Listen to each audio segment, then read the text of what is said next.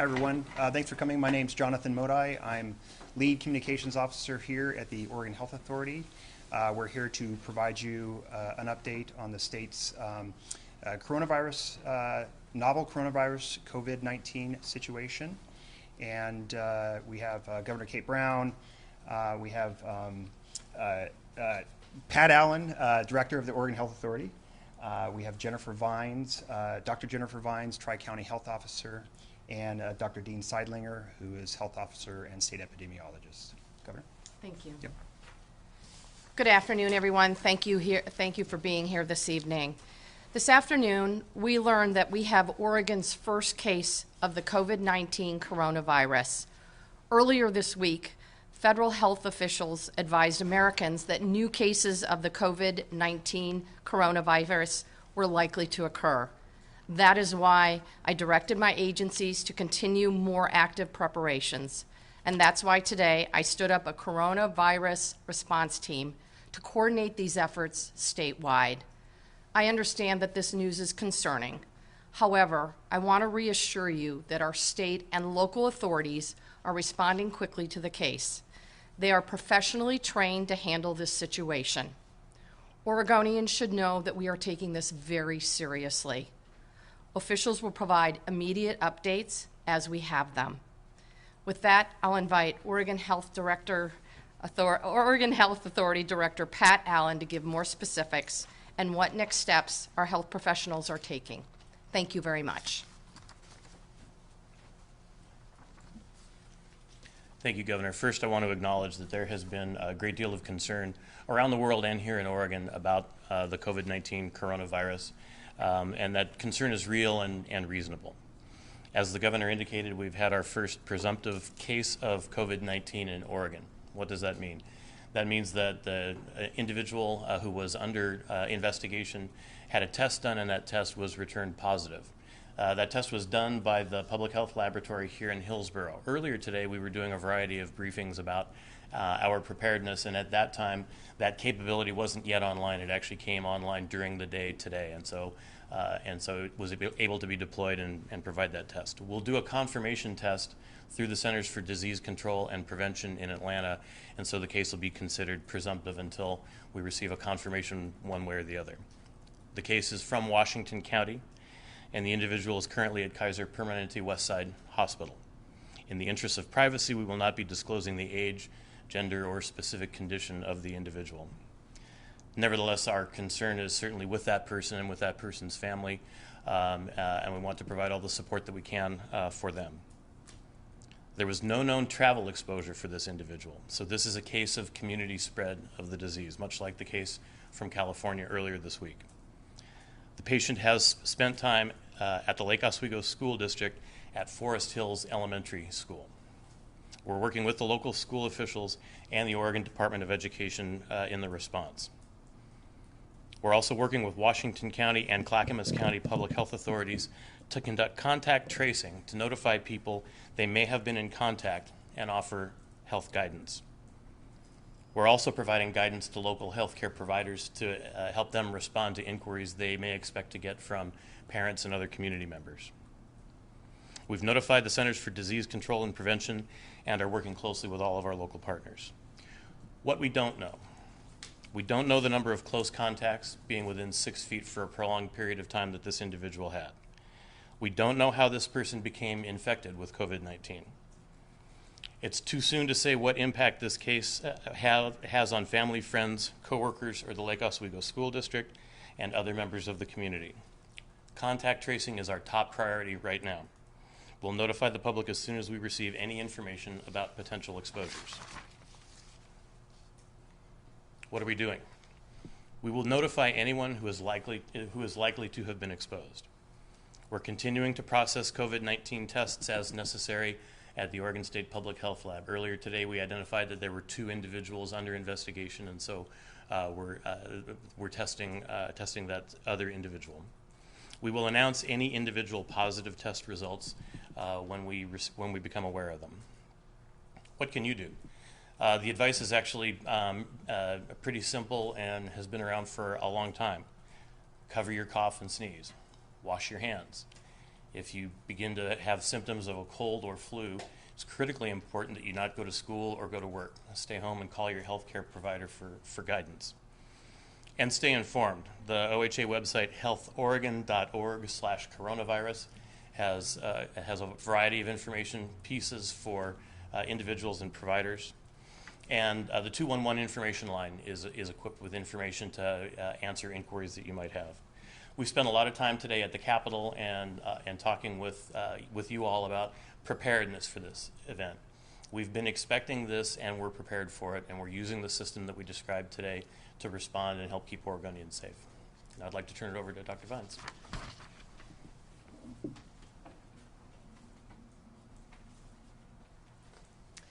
Good evening, everyone. I'm Dr. Jennifer Vines. I'm a family physician, and I'm the lead for the Tri-County Health Officer Program. That's Multnomah, Clackamas, and Washington counties.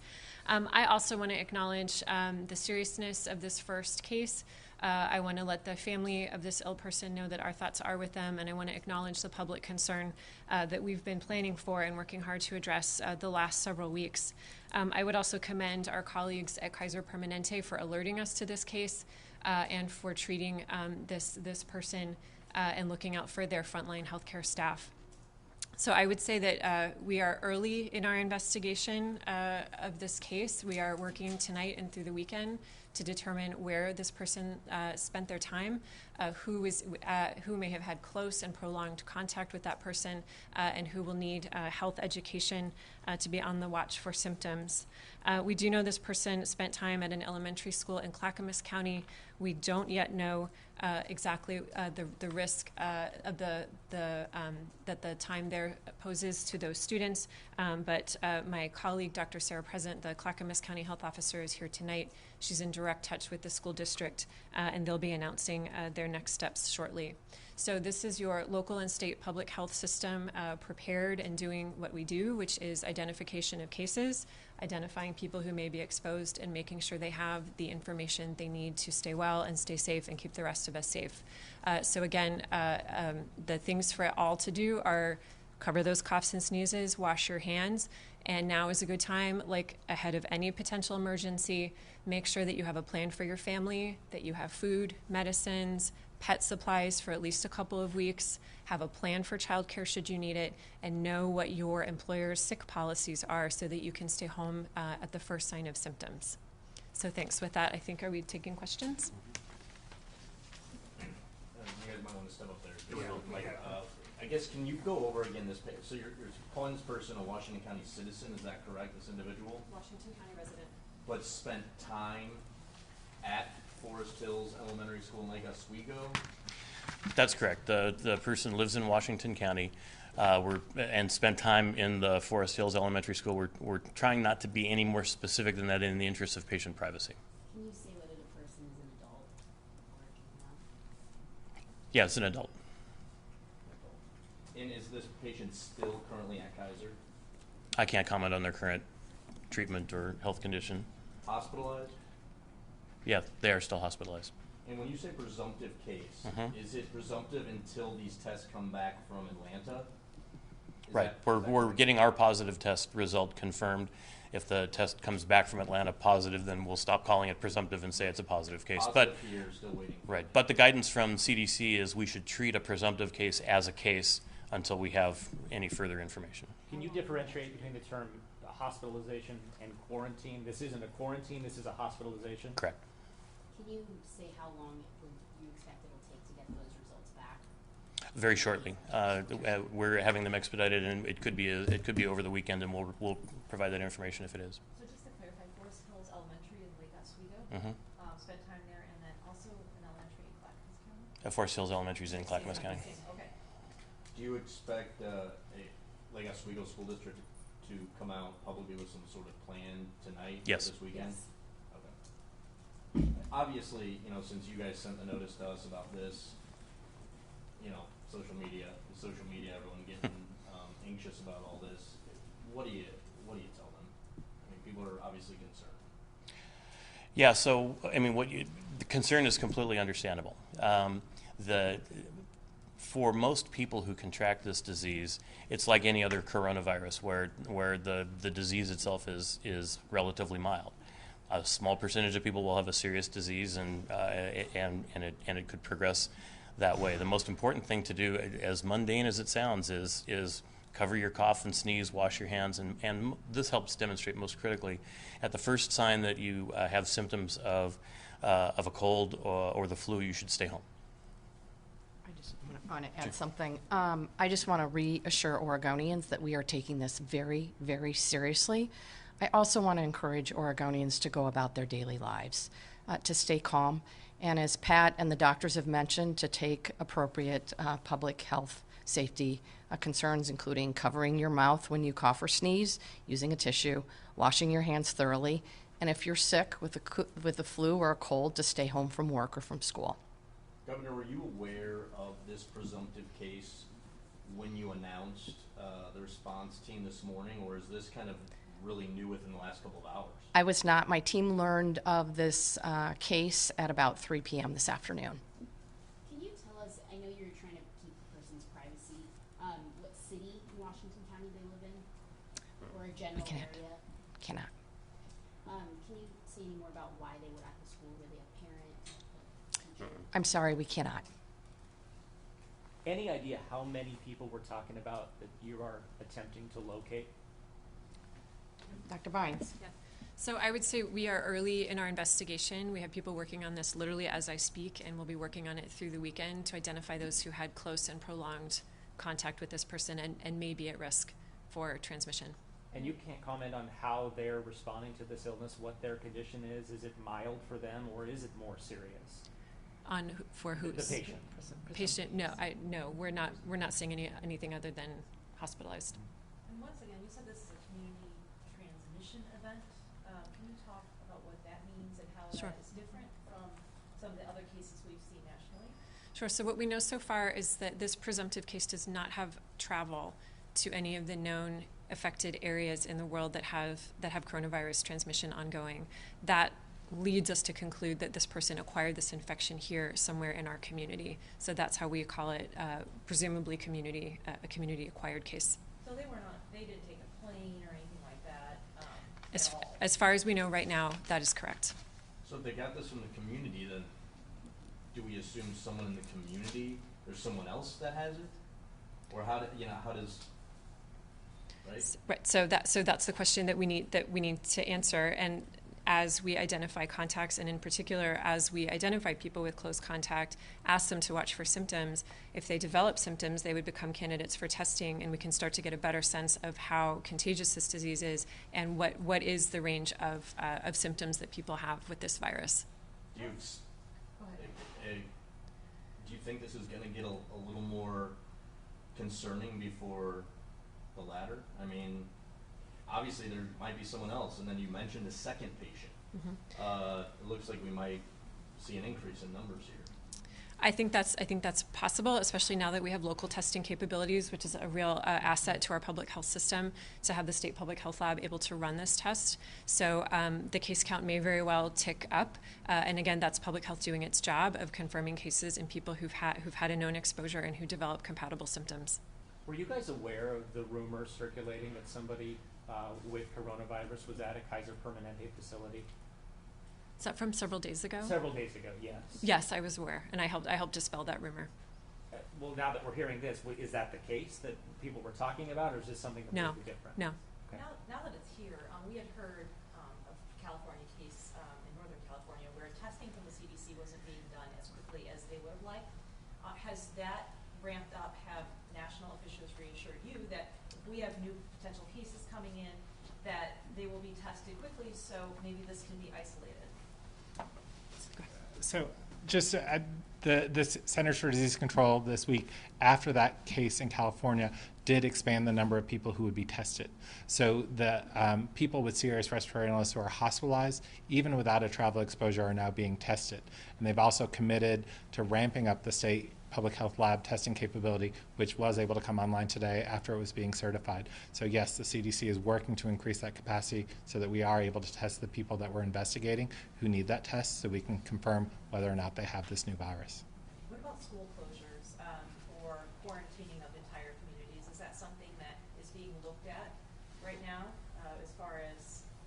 this confusion is located? Could you repeat the question for the online? So the question is, what about the tools of school closures or other things that we could do to limit the spread? I think those are tools, as you've heard from us previously today, that we have in our toolbox to try and control a condition.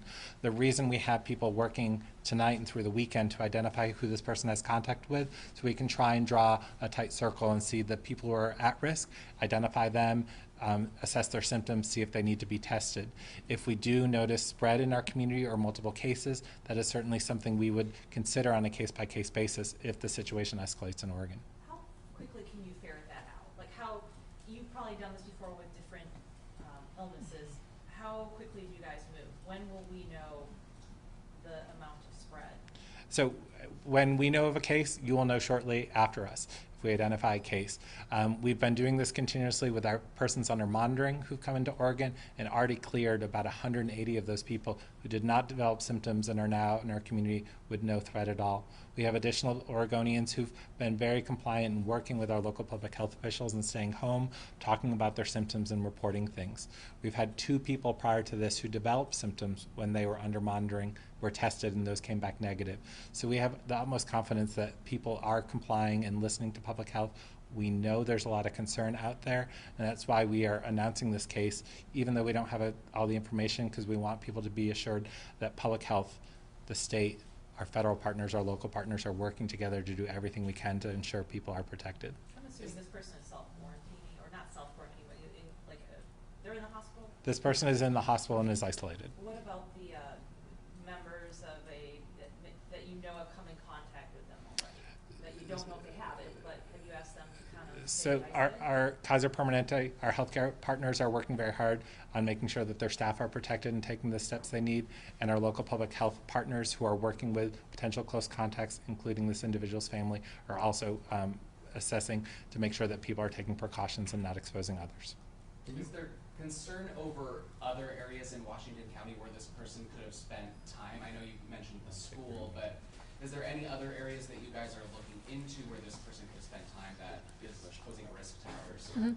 So that's a great question. Part of the local public health response is to do a detailed timeline of where the person was during the period that we think they were most infectious. So again, that's happening literally as we speak, and we account for pretty much every minute of the day in an important potential exposure like this one. So again, we're looking more for close and prolonged contact, but we are making sure that we do our best to capture anyone who may be at risk and needs to know that they've been exposed.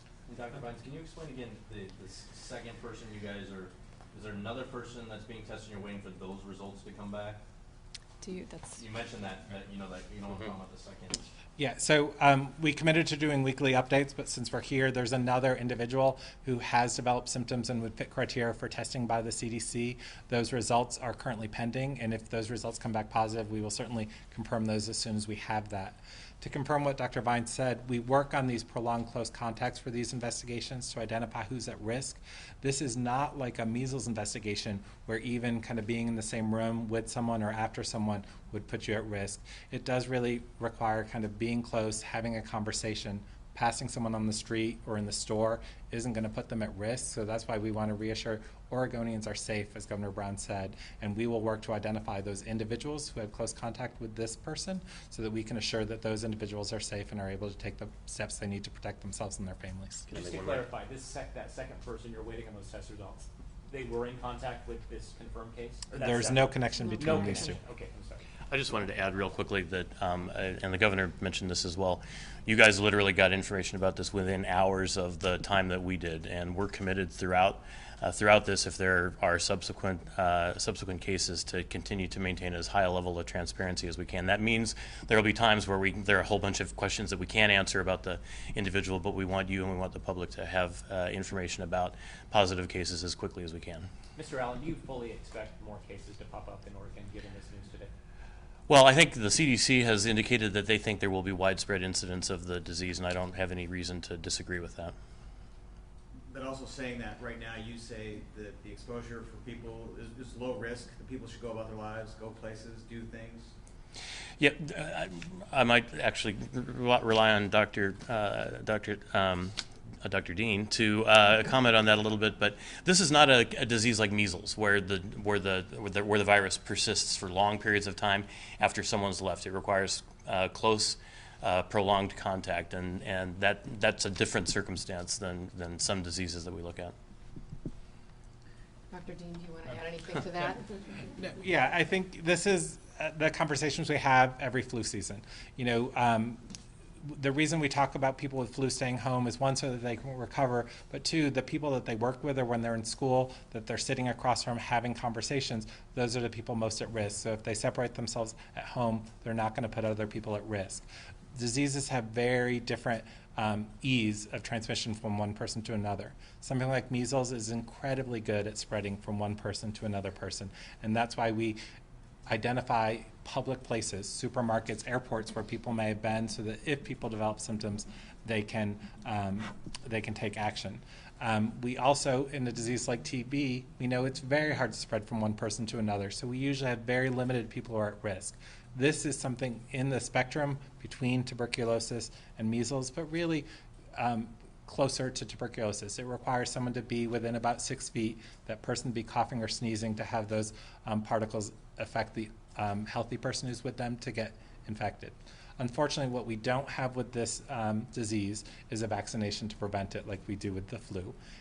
It is still not too late to get your flu shot, and we remind you that flu is still circulating in the community, so someone who develops these symptoms of fever and respiratory infections may have the flu, and there's something that they could have done to protect themselves and their family by getting that flu shot, so get your flu shots. Governor, can I ask you, are you confident with what's going on nationally to address the coronavirus? Look, at least the work, I am very confident about the work happening in Oregon. We've handled these situations before, the Ebola virus, the H1N1. We have very well-respected, trained public health professionals, and I'm confident both in terms of our ability to handle the situation in Oregon and that we have the resources needed. I just spoke with Senator Merkley about a half an hour ago. He is working with his Senate colleagues right now on legislation to provide states with additional resources to combat this virus. And so I look forward to seeing that work get done in Congress. One more question? Two more questions. Go two more questions. How about no more questions? No more questions. There's still a press release from OHA saying that the person is employed at Forest Hills. Can you say any more? What? Not right now, no. When do you expect to have another update? Are you gonna do another press conference, like, when you know more? Like, say this person who has the second set of tests comes back, will we? As soon as we have additional information, we will update the public. This weekend, if you get a positive result, will you? Yeah, We we won't wait till Monday. We will update the public as soon as we have additional information, regardless of the weekend. Just because you guys are here, I mean, just to read, it says the individual is employed at a school in Clackamas County and may have exposed students and staff. The school district is planning to close the school to allow public health officials to complete their investigation, including contacting employees there and family of children to inform them of their exposure and let them know the next steps. I think, as we said, as Director Allen mentioned, we wanted to get this information out as quickly as possible, and obviously, over the course of the evening, you're going to see additional information coming out to assist the public in decision-making. Thank you. Thank you. Thank you.